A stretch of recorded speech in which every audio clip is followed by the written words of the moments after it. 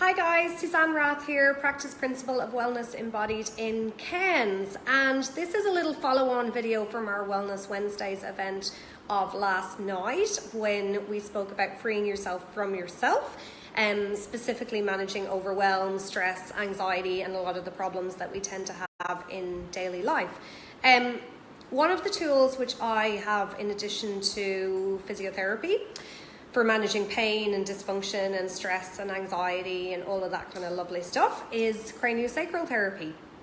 And if you stay tuned to the end of this video, I'll tell you how you can get one of these awesome Doterra Oils, which are really good for pain and inflammation and just getting that kind of holistic care thing happening. But in the video today, I'm going to be talking about craniosacral self-release techniques. So what do you do to manage your stress and anxiety? I'd love to know. Do you suffer from pain, allergies, headaches, migraines, dizziness, anything like that? Craniosacral therapy doesn't necessarily have to be just around your head. It can actually deal with a lot of different dysfunctions in the body. And just a little disclaimer, obviously to get the most out of these self-release techniques, you really need to be attuned to your craniosacral rhythm and you need to probably come in for some sessions. But just to give you some little tools to start with, we'll just start here. So before performing any of these, you'd want to tune into your breath and maybe ground yourself. So we might start just with some deep breathing. So placing your hands on your lower ribs, and you're always trying to make your exhalation, so that's breathing out, longer and deeper than your inhalation, which is your breath in. And the reason for this is that kind of almost like flips a switch within your brain, so it's tricking your autonomic nervous system to calm down. So really, really important in terms of pain and stress management and stuff. So when we breathe in, we try and aim to breathe in for a count of about 6.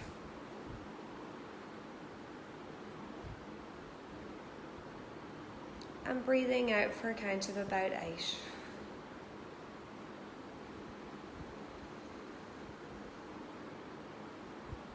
And we might want to repeat a few of those and just tune into how we feel, where we're sitting, how our body feels. Are we kind of sitting equally on both sides? Are we standing equally on both sides? Lots of other variables there. And then we'll have a look at some of our craniosacral self-release techniques. Now again, just to remind you, this is obviously no substitute for actually tuning in with a professional. But craniosacral therapy, if you can go to your wallet now and take a 10-cent piece and just put that 10-cent piece on top of your hand, just rest it there for a second. Now you will feel it obviously becoming a little bit heavier and you'll feel it starting to sink down into your tissue. But as a general rule, it's pretty light.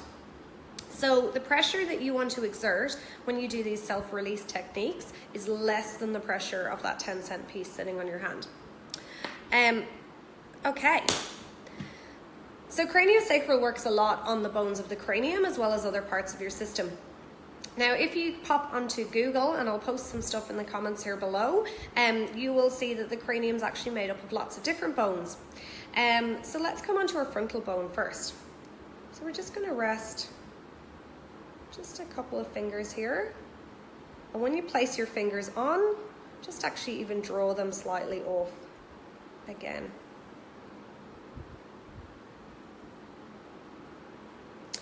And when we think about that pressure of that 10-cent piece, what we can also think about is the energy and the pressure that we're directing through our hands.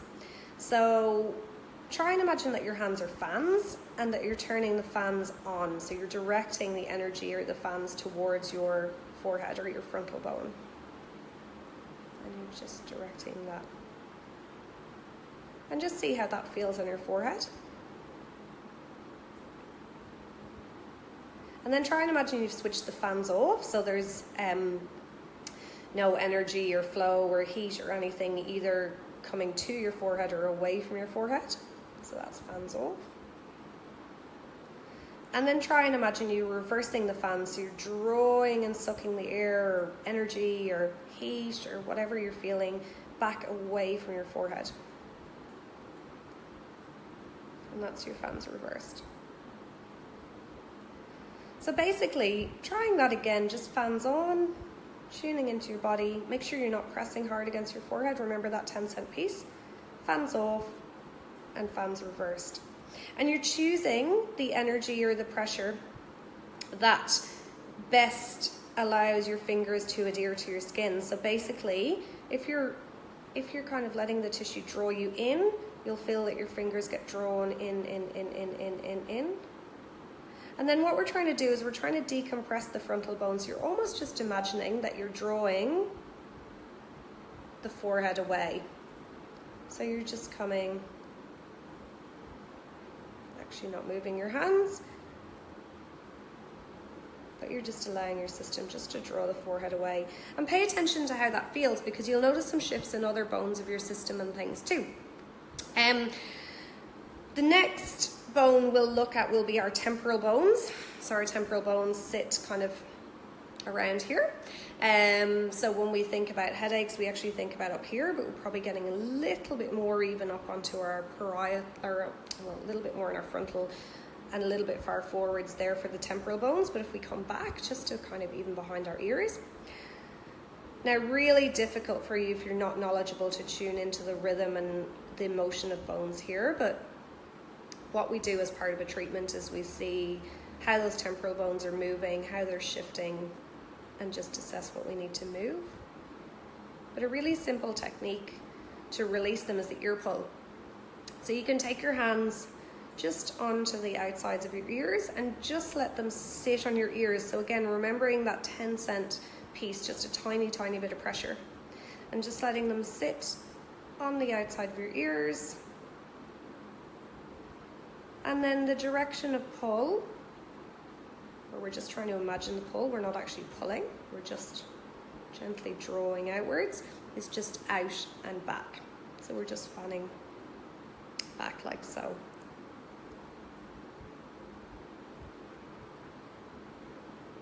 Probably better to do this one lying down, particularly if you tend to get a lot of tension in your shoulders and different things like that. But this is quite a nice one for headaches and even for sinus issues, just because we're trying to open out through here. And again, remembering your fans on, so directing that energy or pressure in towards you. Fans off, so not directing any energy, and fans reversed, so drawing that energy away. And what we do with these techniques is we hold them for as long as it takes till we feel the tissue relax or release. So as part of a treatment, that might entail you actually breathing in really deeply. It might entail some abdominal sounds, so like food digestion sounds. It might entail that we actually feel this fascia and connective tissue release. When you're doing a self-release technique on yourself, obviously you have to become very body aware to work out when those things are releasing. So definitely roll to come in and see us if you need some help with that. And the third and final bone we're going to look at is our frontal bone, because this is really good for that sort of sinusy type stuff. Now we can only access this, did I say frontal? Nasal bone. We can only access the nasal bone just right here between our eyes. And we've got to be really careful because we don't want to push it in. So barely resting the little fingers on it. And you're trying to just draw it forward. So just creating a little bit more space.